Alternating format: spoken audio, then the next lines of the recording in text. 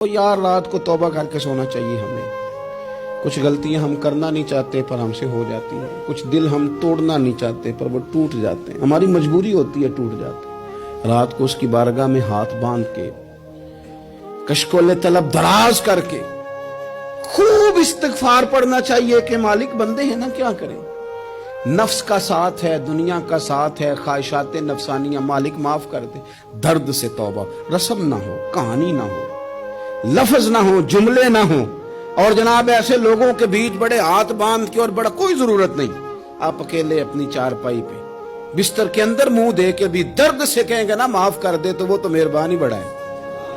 میرے نبی پاک صلی اللہ علیہ وسلم مثال دیتے ہیں، فرمایا ایک آدمی صحرا میں جا رہا، صحابہ سے حضور خطاب کر رہے ہیں، فرمایا ایک آدمی صحرا میں جا رہا تھا، اس نے اپنی اونٹنی پہ کھانا پانی پیسے ہر چیز رکھی ہوئی تھی، صحرا تھا بہت بڑا، درمیان صحرا کے گیا تو تھوڑا سا سستانے کے لیے آرام کرنے کے لیے اونٹنی سے نیچے اترا۔ اب اس نے اونٹنی کی لگام، اونٹنی کی نکیل اپنے سرہانے کے نیچے رکھی، ہاتھ کے ساتھ پکڑی اور سو گیا۔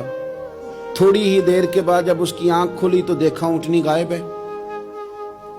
صحرا میں وہ پیدل نہ آگے جا سکتا ہے، نہ پیچھے جا سکتا ہے، نہ دائیں نہ بائیں، کھانے کو روٹی نہیں، پینے کو پانی کا قطرہ نہیں، تھوڑا ادھر بھاگا ادھر بھاگا، تھک گیا۔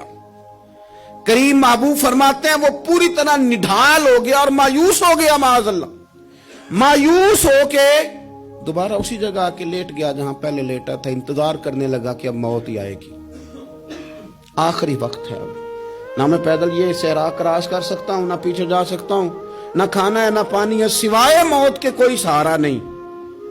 حضور فرماتے ہیں وہ رستے میں دوبارہ لیٹ گیا، اچانک اس نے رخ بدلا تو اونٹنی سامنے کھڑی تھی۔ حضور نے صحابہ سے پوچھا بتاؤ نا اسے بھلا کتنی کو خوشی ہوگی؟ یا رسول اللہ جسے نئی زندگی مل گئی ہے۔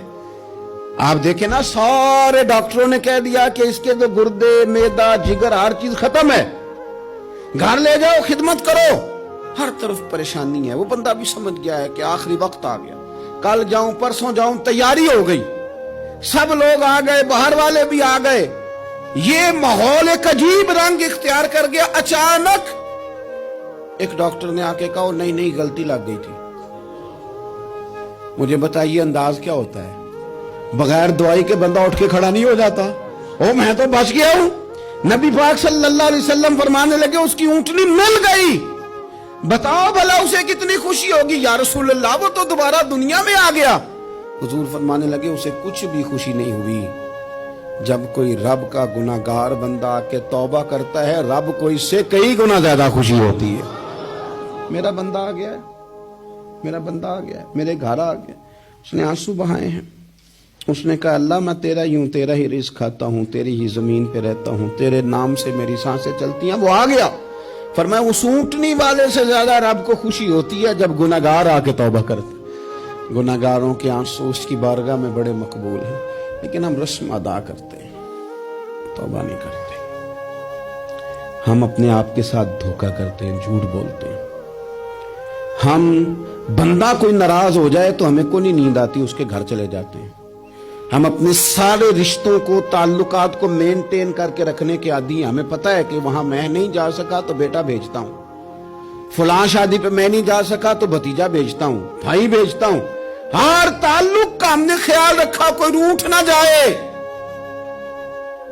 لیکن کمال ہے نا، یہ نہیں سوچا کہ اگر رب روٹھ گیا تو جب وہ روٹھ جائے نا تو سارے رشتے بھی بندے کے پاس موجود ہوں تو کوئی کرامت نہیں ہوتی، پھر کروڑوں روپیہ جیب میں ہوں تو ڈاکٹروں کی دوائیاں اثر نہیں کرتی۔ وہ روٹھ جائے تو پھر انسان اس طرح سے پھسلتا ہے کہ بڑے بڑے اس کے پاس دروازے ہوتے ہیں پر کسی جگہ اس کا ہاتھ نہیں لگتا۔